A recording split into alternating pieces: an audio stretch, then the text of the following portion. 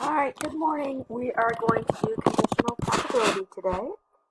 All right, so here we go. Conditional probability is given events A and B. Conditional probability is the probability of an event B occurring knowing that event A has already occurred.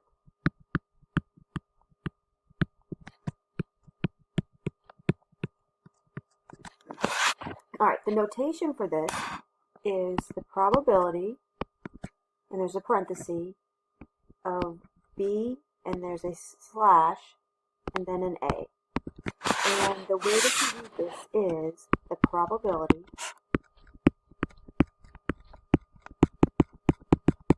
of B given A. So basically what it is there's going to be two events, event 1 and event 2.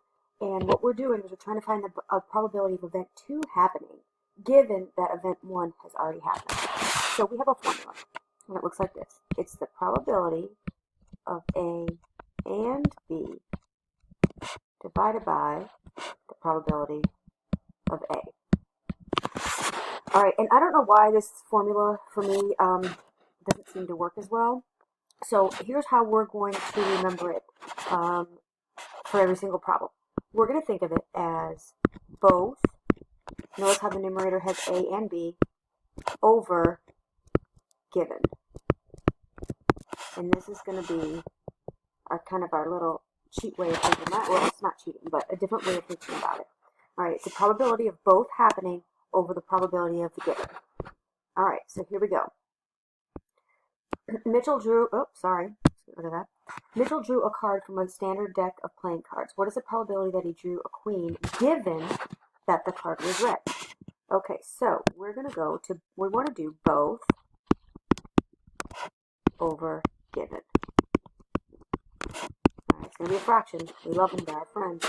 All right, so both. All right, on here it says that it has to be a queen and given that a card was red. So we want both. We want to look for all the queens that are red. So if we look right here, we only have 2. Okay, so there are only 2 cards that are both a queen and red. Okay, over the given. All right, it says right here, given that the card was red. So now what you want to do is you want to look at all of your red cards. And here they all are. And if you count them up, there are 26 of those red cards. So there's a 2 over 26 chance, which reduces to a 1 over 13. So we have a 1 out of 13 chance that we're going to pull a queen, given that the first card we pulled was red. All right, here we go. We got another one. A number from 1 to 100 is randomly selected. What is the probability that is a perfect square given that it's an odd number? All right, so let's think about our perfect squares from 1 to 100. All right, we have 1, 4, 9, 16, 25, 36, 49, 64, 81, 100. Did I get them all? 5, 6, 7, 8, 9, 10. Okay, so it says we want to do both over given. All right, so both is that it's a perfect square and it's odd. So let's look at our numbers that are perfect squares and odd. 1, 9, 25, 49, and 81. So there are 5 that are both a perfect square and odd. So both is 5. Over the given. It says given that it's an odd number. Well, how many odd numbers are there between 1 and 100? Well, half of them are odd. So there's 50. That reduces to 1/10. Okay, here we go. There are 62 people that take yoga and 48 people that take spinning class at a gym. 15 people take yoga that also take spinning. All right, so what we're going to do with this information before I even start worrying about this book over given is we're going to make a Venn diagram. And I don't know if I can see if I have room over here. All right, we're going to make a Venn diagram. All right, because we have 2 things that we're talking about. We're talking about yoga and spinning. So let's make this one yoga, and let's make this one spinning. so here we go. Let me get back over here, see if I can get this all in there. Okay, there are 62 people that take yoga class and 48 people that take spinning class. 15 people take both. So we're going to have 15 in here. 15 take yoga and spin. Okay, so let's go back up to the information they give us.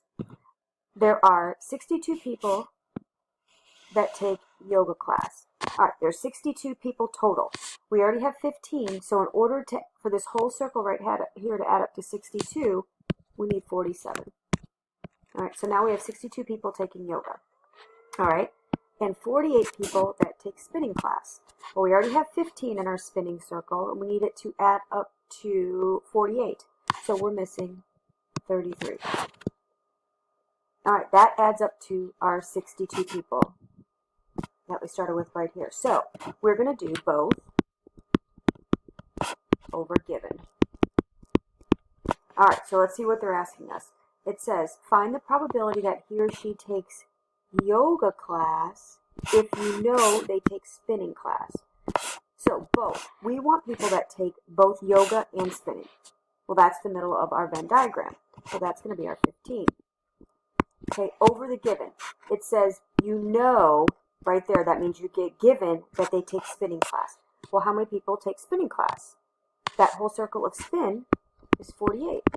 And that reduces to 5 over 16. All right, we've got another Venn diagram that we're going to try.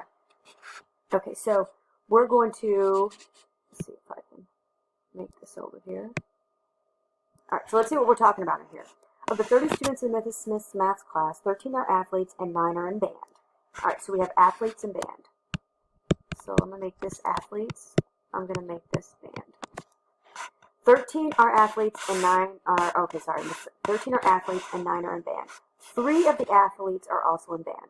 So we have 3 people that are an athlete and also in band. Okay. So now, let's look up here. We need to fill in the rest of the Venn diagram. It says 13 are athletes. Well, I already have 3 in my athlete circle, so that means I need 10 more. All right, and then there are 9 in band. Well, I already have 3 inside my band, which means I need 6 more. Now, if you look at this, it originally said there were 30 students, but 10 plus 3 plus 6 doesn't add up to 30. It only adds up to 19. That means that we have 11 students that aren't in the Venn diagram because they're not an athlete or in band. All right, so here we go. We're going to do both over given. All right, it says, find the probability that a student is in band if it is known that they are not an athlete. So I need both. Students in band and not an athlete. So in my band circle, there are 6 students that are in band and not an athlete. All right, over given. The given is that they're not an athlete. Well, how many people aren't athletes? Well, these people aren't athletes, and these people aren't athletes. So together, those add up to 17. So there is a 6 out of 17 chance that a student is in band. The probability that a student is in band if it's known that they are not an athlete. All right, here we go. I'm trying to get through these notes quicker than I normally do because I figure you guys can pause if you need. You can fast forward. You can do all that good stuff. Okay, a table that records data that pertains to 2 different categories. An example. The table shows the result of a poll of 50 randomly selected students who were asked whether they prefer to watch hockey or football. Find each probability. All right, so now instead of them giving us the question in sentence form, they're giving it to us in our notation. So we want to find the probability that a student prefers football given that it's a girl. So the girl part is your given. All right, so here we go. It's going to be both over given. I have to write a little bit smaller here. Both over given. Okay, so we want the probability of both. We need prefer football and a girl. So right here is prefer football and a girl. So that's 6. Over 22. I'm sorry, over the given, which is a girl. All right, so how many total girls do we have? Well, you'd have to add this up, and you would get 22. So there's 22 total girls. So this reduces to 3 over 11. Okay, so now let's find the probability that would pick a boy given that he likes hockey. Given that he likes hockey. So remember, this right here is our given. All right, notice it comes after that slash bar. Okay, so we're going to do both over given. All right, so it has to be a boy and like hockey. So boys and like hockey is right here. Okay, over the given, which is hockey. So now you're going to have to add these two together, which add up to 26. And then this reduces to 5 over 13. Okay, here we go. We might just only do this first one. We'll see here. Okay, here we go. The table shows the results of a poll of 150 random selected middle school students that were asked if they take French or Spanish. Okay, so the first one you got to be careful because the both over given has to have a slash mark. See how this one right here has a slash mark? That's our both over given. A does not have a slash mark. So we want the probability that a 7th grader who takes French. So how many 7th graders take French? That's right here. It's 25. 7th grader in French is 25 out of a total number of students. Well, it says right here that there were 150 asked. So we get 25 over 150, which reduces to 1/6. All right. Now we've got the probability of an 8th grader given that they take Spanish. So this is our both over given.